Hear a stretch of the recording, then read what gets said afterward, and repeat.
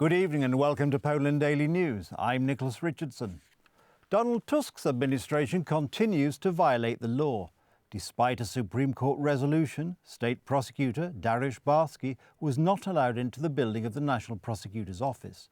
In spite of such flagrant violations of the law, the police were passive. All indications are that those in power continue their policy of fighting democracy, and this will not change. As a result of the Polish Supreme Court ruling, National Prosecutor Dariusz Barski has attempted to appear at work. However, the services under Adam Bodnar prevented him from entering the National Prosecutor's office. On Friday, the Supreme Court's criminal chamber ruled that Dariusz Barski is the National Prosecutor at all times.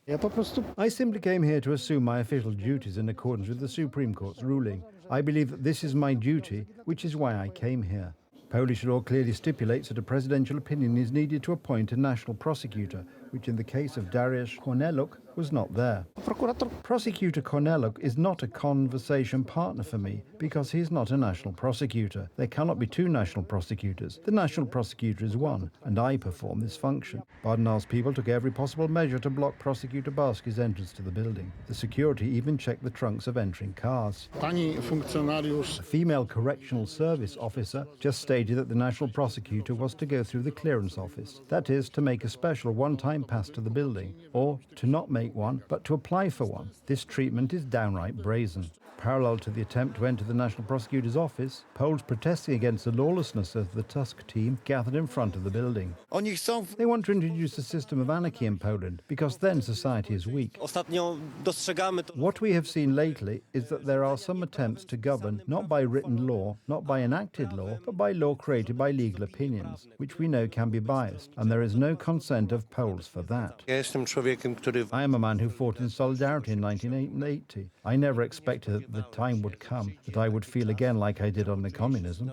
The whole commotion is viewed with concern by Polish President Andrzej Duda, who, his associates assure him, intends to intervene. Andrzej Duda has invited Prosecutor Barski to the presidential palace tomorrow. I think there will be very specific actions by the president related to the fact that the constitution in Poland is no longer applied by some institutions. Adam Bodnar was well aware that Dariusz Barski would come to work today because the national prosecutor had sent him an open letter demanding that he be unbarred from the workplace. All of the actions that have led to the de facto prevention of me from carrying out my function as First Deputy Prosecutor General, National Prosecutor, have not and do not find any support in the law. It seems that the ruling coalition politicians are blind to reality and continue to intend to break the law. There is no legal basis for Mr. Dariusz Barski to hold the office of National Prosecutor. The prosecutor is Mr. Prosecutor Dariusz Korneluk, and these are the facts. Well, these are only your facts, but the verdict was different by the Supreme Court. What about this verdict, Mr. Marshall? Please do not attack me. You are violating my space. We're verifying, say the politicians of sovereign Poland, who have submitted a request to the police to execute the Supreme Court ruling and get the usurpers out of the National Prosecutor's office. Today, we know that the crime of attempting to forcibly remove National Prosecutor Barski from his office was committed. So far, the police have been passive and have not helped the legitimate National Prosecutor to enter the building. The dismantling of the rule of law continues in earnest. The government respects only those verdicts that are in its favour, and all this is done in the context of the so-called fighting democracy. The UK's Financial Times quoted a South Korean Deputy Defence Minister who says the plan to transfer production of K2 tanks to Poland is on hold. At issue is an agreement still signed by the United Right government in July 2022 on the Polonisation and production in Poland of Korean tanks, of which Poland was to have a total of 1,000. Since taking power, Tusk's coalition has been asserting that it is continuing the arms deals made by the Law and Justice Party, but the problem is that so far their action ends with attempts to convince people. South Korean Deputy Defence Minister spoke to the newspaper Financial Times on the issue of K2 Black Panther tanks for Poland. Sung-il, South Korea's Deputy Defence Minister, told me that while Seoul has welcomed the transfer of tank technology to Poland, the plan is on hold because Polish assembly plants need to be upgraded, including the supply of spare parts. I didn't expect such problems, he said. At issue here is the continuation of the Korean tank deal, which was concluded more than 2 years ago in July 2022. The K2 Black Panther tanks were to replace the post-Soviet machines that Poland handed over to Ukraine, which was fighting Russian aggression. Negotiations with the Korean side included the Polonization of the Black Panther tank, which was to be a significant part of the contract and was to be carried out by the Polish defense industry.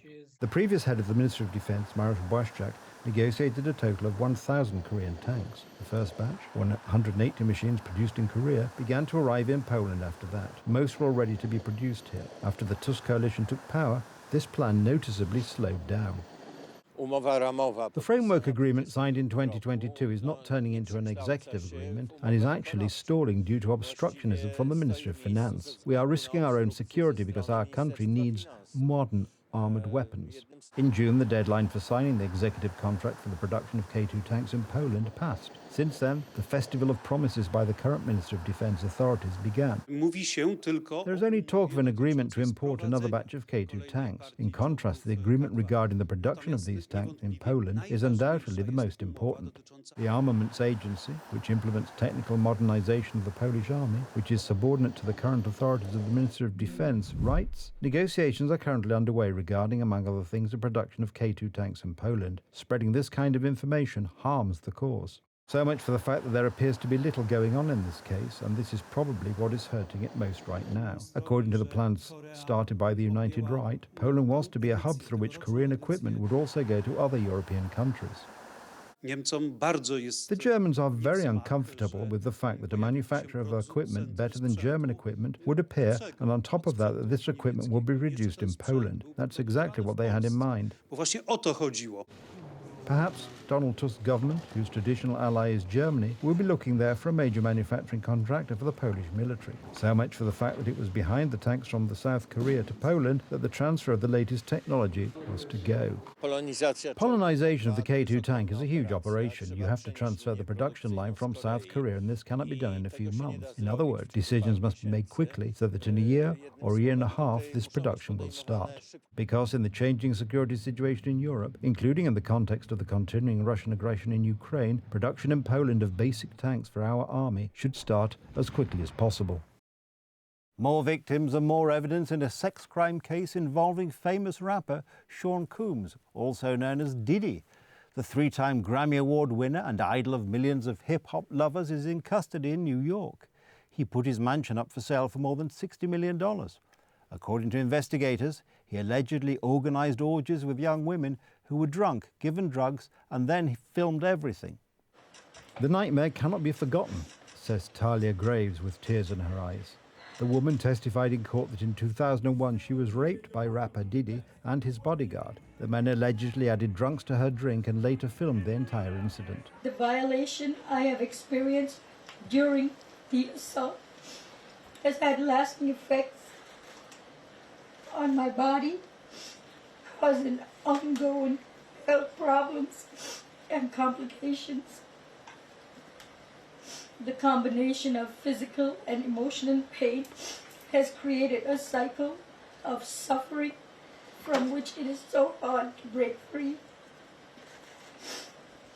I want to continue on this journey towards recovery and healing. The testimonies read that the perpetrators were not stopped by the victims' screams, cries and pleas. Many more women were violated in a similar way. We believe that victims should not be shamed, and instead those who committed the criminal acts against them should be ashamed and take responsibility for the harm that they have caused victims. 2 weeks ago, Sean Diddy Combs was arrested in New York on charges of racketeering, human trafficking and transportation for the purpose of forced prostitution.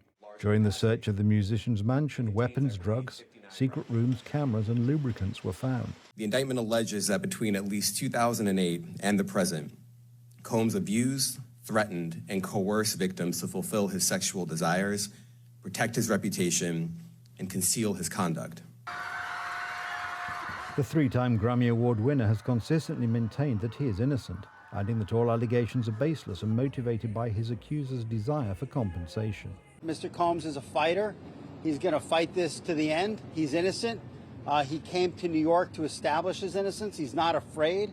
He's not afraid of the charges. He's also not afraid to use violence against women. This was evident in the hotel's CCTV footage when, in 2016, he threw himself at his former girlfriend, who tried to escape from his room.